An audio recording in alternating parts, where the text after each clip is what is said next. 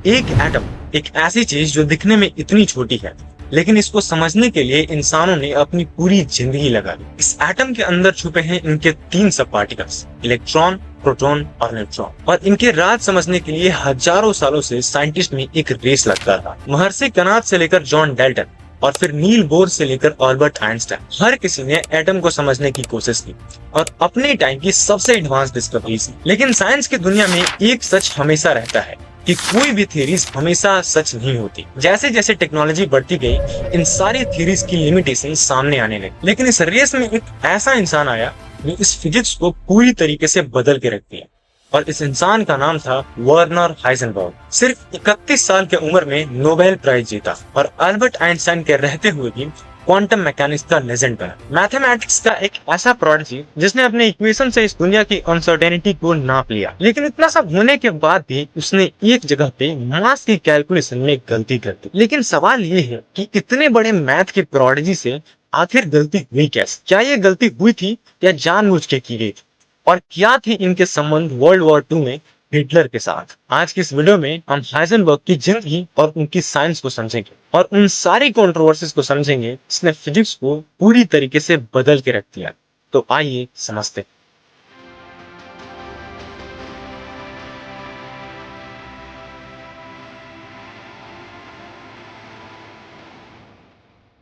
Heisenberg का जन्म होता है 5 दिसंबर 1901 में जर्मनी के एक शहर वुर्जबर्ग में। उनका जन्म एक ऐसे घर में होता है जहां साइंस से पहले नॉलेज और फिलॉसफी की पूजा की जाती है। उनके पिता ऑगस्ट हाइजेनबर्ग क्लासिकल लैंग्वेज के टीचर थे। ग्रीक, लैटिन और बाद में जर्मनी के यूनिवर्सिटी सिस्टम में मेडिएवल और मॉडर्न ग्रीक स्टडीज में एक लौते ऑर्डिनोरियस टीचर बने। मतलब उनको बचपन से ही क्वेश्चन पूछने के लिए एनकरेज किया जाता था, और वो एक ऐसे इन्वायरमेंट में पले बड़े थे जहाँ पे सवाल पूछने के लिए उनको बार बार एनकरेज किया जाता था। हाइजेनबर्ग एक क्रिश्चियन के रूप में पले बड़े थे, लेकिन उनकी सोच केवल धार्मिक ही नहीं, दार्शनिक भी थी। अपने लेट टीनेजर्स में जब बाकी लोग सिर्फ टेक्स्ट बुक पढ़ रहे थे, हाइजेनबर्ग प्लेटो की टाइमेसियस पढ़ते थे। बावेरियन एल्फ में हाइकिंग करते वो ग्रीक फिलॉसफी के डीप नॉलेज को एक्सप्लोर किया करते थे। उन बड़ी पहाड़ों और वादियों के बीच में उनके दिमाग में एक ही सवाल चलता था कि आखिर इस यूनिवर्स के सबसे छोटे पार्टिकल एटम के अंदर क्या होता है। जब वो म्यूनिक,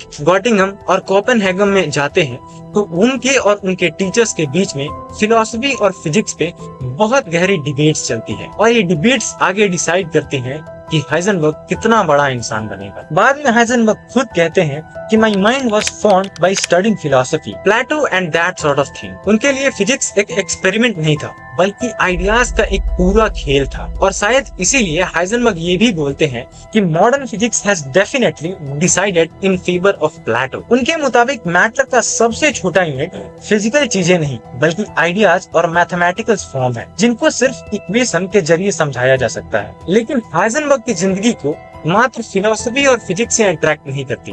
एक और ऐसी चीज है जो उनको बचपन में अट्रैक्ट किया करती थी, और वो थी लोकल पॉलिटिक्स।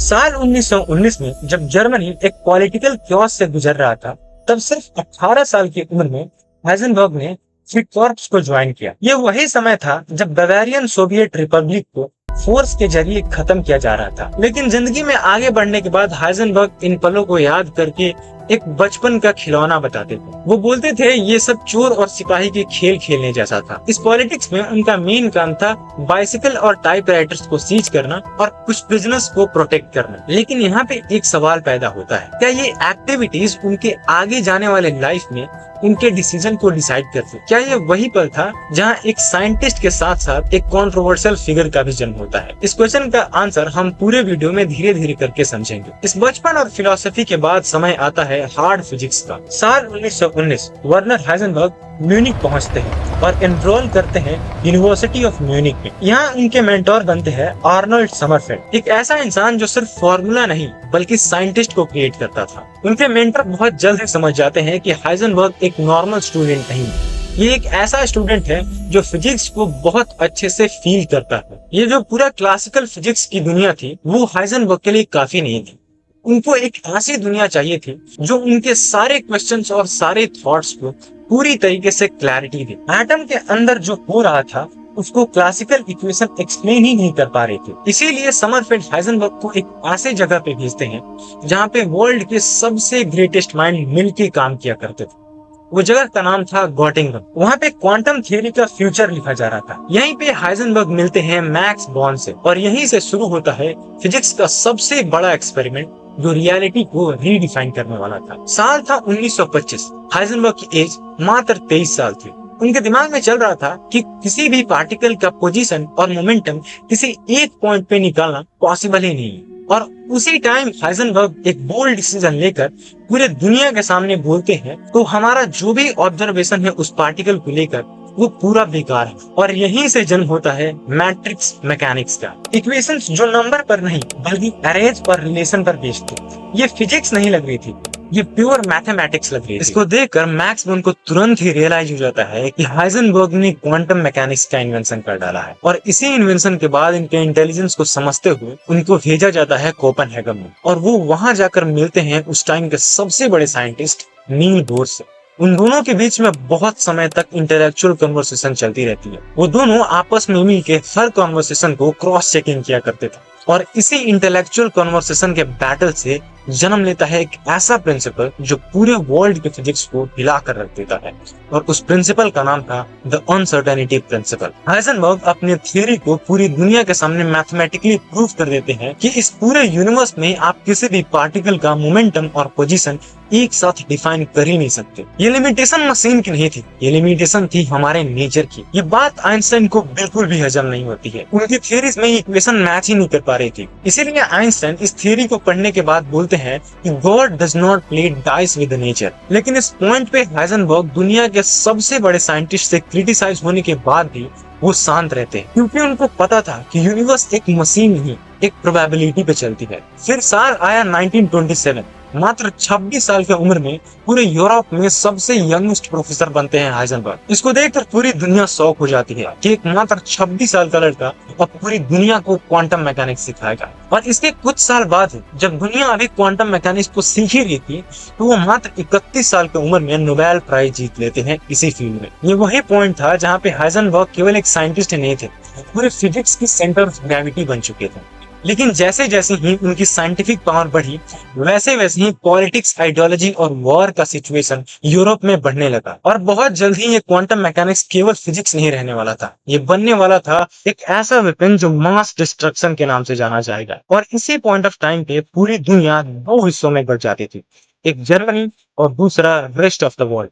और फिजिक्स भी दो हिस्सों में बढ़ता है, ओपेनहाइमर वर्सेस हाइजेनबर्ग। जर्मनी अपने पहले हार का बदला बहुत ही तेजी से ढूंढ रही थी और उसको मिलता भी है। वो धीरे धीरे करके सारे यूरोपियन कंट्री को कब्जे में करना चालू कर देती है। कुछ ही समय बाद पूरे यूरोप का कंट्रोल मात्र एक इंसान के पास था और उसका नाम था एडोल्फ हिटलर। हिटलर इन सबको मिटा देना चाहता था जो कभी एक बार जर्मनी के खिलाफ हुआ करते थे। उन सारे साइंटिस्ट लोगों और उन सारे देशों का नाम निशान मिटा देना चाहता था जो जर्मनी के खिलाफ एक बार षड्यंत्र रचे थे। और इसी आक्रोश में आकर वो उन साइंटिस्ट को भी मारने लगा जो उसके देश के थे लेकिन वो दूसरे रिलीजन के थे, वो दूसरे फिलॉसफी में बिलीव करते थे। और इसीलिए एक मास लेवल पे इमिग्रेशन हुआ साइंटिस्ट का पूरे अमेरिका में, जिसमें बहुत बड़े बड़े नाम थे। और इस लिस्ट का सबसे बड़ा नाम था एल्बर्ट आइंस्टाइन। हिटलर के सामने पूरा यूरोप घुटने टेकता गया, एक तरफ ही एक उसने सारे देशों को कब्जा कर लिया। इस टाइम पे हिटलर को चाहिए था एक बड़ा धमाका। लेकिन आपके दिमाग में एक सवाल होगा कि जर्मनी के पास इतना ज्यादा पावर आया कैसे? तो देखिए, उस टाइम पे जर्मनी टेक्नोलॉजी में पूरी दुनिया को लीड करता था। जो भी आप बड़े बड़े साइंटिस्ट का नाम सुनते हो वो सब जर्मनी से हुआ करते थे। एल्बर्ट आइंस्टाइन से लेकर हाइजेनबर्ग तक इनमें बहुत सारे ऐसे नाम हैं जिन्होंने बहुत सारी डिस्कवरी की है और वो सब के सब जर्मनी से थे। उसको ये बात भी बहुत अच्छे से पता थी कि अगर हाइजेनबर्ग अपनी फिजिक्स और साइंस की पावर लगा दे वो पूरी दुनिया को लीड कर सकता है। और इसीलिए उसने हाइजेनबर्ग को फंडिंग देना चालू कर दिया न्यूक्लियर वेपन पे काम करने के लिए। ये बात आग की तरफ फैल गई पूरी दुनिया में कि हाइजेनबर्ग न्यूक्लियर वेपन पे काम कर रहा है।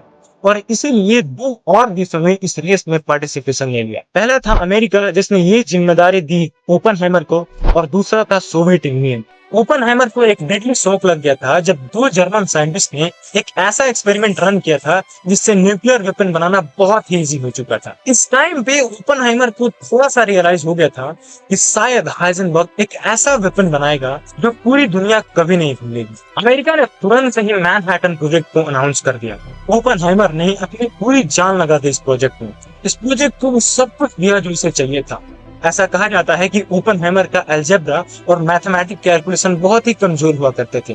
इसके लिए वो स्पेशली बहुत सारे साइंटिस्ट को बुलाए। उन्होंने एक ऐसी टीम बनाई जो दुनिया ने कभी नहीं देखा था। लेकिन इस टाइम पे हाइजेनबर्ग का एक्सपेरिमेंट कंप्लीट हो चुका है। वो जब अपना एक्सपेरिमेंट करते हैं तो उसके रिजल्ट में ये पाते हैं कि एक न्यूक्लियर वेपन बनाने में 1000 kg से भी ज्यादा यूरेनियम की जरूरत पड़ेगी, जो कि उस टाइम पे जर्मनी के लिए पॉसिबल ही नहीं था। हालांकि जर्मनी को एक जगह से यूरेनियम मिल गया था, लेकिन 1000 किलो इकट्ठा करना पॉसिबल नहीं था। वो केवल जर्मनी के लिए नहीं, पूरे दुनिया में किसी के लिए पॉसिबल नहीं था। इससे पूरी दुनिया को ये लगता है कि शायद इस पॉइंट ऑफ टाइम पे इस वेपन को बनाना पॉसिबल ही नहीं। फिर समय का पहिया आगे बढ़ता है और आता है जुलाई 1945। ओपेनहाइमर अपने एक्सपेरिमेंट, जिसका नाम उन्होंने रखा था ट्रिनिटी, उसको ग्रीन फ्लैग दे दिया। अब ओपेनहाइमर के बनाया हुआ यह वेपन रेडी था एक्सप्लोर करने के लिए। इसके बारे में पूरी दुनिया को कोई खबर नहीं थी। आज है 5 अगस्त 1945 और जगह का नाम है हिरोशिमा, जापान। मौसम बिल्कुल साफ है, हवाएं ताजी है और लोग आराम से अपनी जिंदगी जी रहे हैं। लेकिन उनके सामने एक प्लेन दिखता है जो यूएस का था। उसमें से कुछ गिरता हुआ दिखता है। वो था न्यूक्लियर वेपन। उसके बाद एक डेडली ब्लास्ट होता है। सब कुछ सन्नाटा, कुछ दिखाई नहीं देता। वहाँ का टेम्परेचर सन के सरफेस से भी ज्यादा हो जाता है। The nuclear weapon made by the great Oppenheimer. इस न्यूक्लियर वेपन को गिराने के बाद अमेरिका इस वर्ल्ड वॉर 2 को खत्म करता है। जितना तेज का झटका लगा था हिरोशिमा और जापान को, उससे ज्यादा तेज का झटका लगा था हाइजेनबर्ग। क्योंकि जब उन्होंने इस वेपन का रिपोर्ट पढ़ा तो इसमें 1000 तो छोड़ो, मात्र 65 किलो यूरेनियम यूज हुआ था। इतना बड़ा मिसकैलकुलेशन एक ऐसे आदमी से जो मैथ्स का one of the greatest prodigy है। यहाँ पे मैं आपको एक चीज समझाना चाहता हूँ इस मास के बारे में। तो एटॉमिक वेपन में न्यूक्लियर चेन रिएक्शंस होते हैं जहाँ मास एनर्जी में कन्वर्ट होता है। फॉर्मूला सिंपल है, E = डेल्टा m c², और यही डेल्टा m को क्रिटिकल मास बोलते हैं। इस फॉर्मूला को डिराइव किया था द ग्रेट एल्बर्ट आइंस्टाइन ने। ये वही हाइजेनबर्ग है जिन्होंने आइंस्टाइन को चुनौती दिया था और गलत साबित किया था। और आज वही हाइजेनबर्ग आइंस्टाइन के फॉर्मूला में उलझ के रह गए और उसका कैलकुलेशन अच्छे से नहीं कर पाया। लेकिन यहाँ पे सबसे बड़ा सवाल ये है कि क्या ये गलती हुई थी या हाइजेनबर्ग ने इसका जानबूझकर षड्यंत्र रचा था। तो इस सिचुएशन को समझिए। हाइजेनबर्ग एक ऐसा इंसान है जो बचपन से मैथमेटिक्स का प्रोडिजी रहा और उसे इसका प्रूफ देने की कोई जरूरत नहीं, क्योंकि कुछ ही सालों पहले उसने पूरे यूनिवर्स की अनसर्टेनिटी को अपने मैथमेटिकल इक्वेशन से कैलकुलेट कर दिया था। तो एक ऐसा इंसान जो इतना बड़ा प्रोडिजी है, तो उससे ऐसी गलती होना बिल्कुल भी जस्टिफाइड नहीं और ये था भी नहीं। हाइजेनबर्ग को बहुत ही क्लियरली पता था कि अगर उन्होंने इस कैलकुलेशन को कर दिया और बता दिया तो उनको हिटलर के लिए वेपन बनाना पड़ेगा, और अगर उन्होंने ये काम कर दिया तो हिटलर पूरी दुनिया को बर्बाद कर देगा। आज हम जो हिरोशिमा और नागासाकी की कहानी सुनते हैं, शायद हम आज के टाइम पे पेरिस और लंदन की कहानियां सुनते हैं। शायद आज वर्ल्ड का नक्शा कुछ और होता। हाइजेनबर्ग के सामने 2 ऑप्शंस थे, एक ह्यूमैनिटी और दूसरा पेट्रियोटिज्म। उन्होंने इस पॉइंट ऑफ टाइम के लिए ह्यूमैनिटी चुना, क्योंकि उनको भी पता था कि वैसे देश को सपोर्ट ही क्या करना जिसको एक खूंखार जानवर लीड कर रहा है। और इसीलिए उन्होंने जानकर उस यूरेनियम की कैलकुलेशन बहुत ज्यादा बता दी। वर्नर हाइजेनबर्ग ने हमें अनसर्टेनिटी प्रिंसिपल दिया है, लेकिन शायद उनकी जिंदगी का सबसे बड़ा एक्सपेरिमेंट फिजिक्स का नहीं, एथिक्स का था, जहाँ रिजल्ट इक्वेशन से नहीं, इंसान के सोच से डिसाइड होता है। उनका ये एक डिसीजन पूरे वर्ल्ड को बचा दिया, और पूरे वर्ल्ड को नहीं, पूरे फिजिक्स को बचाया।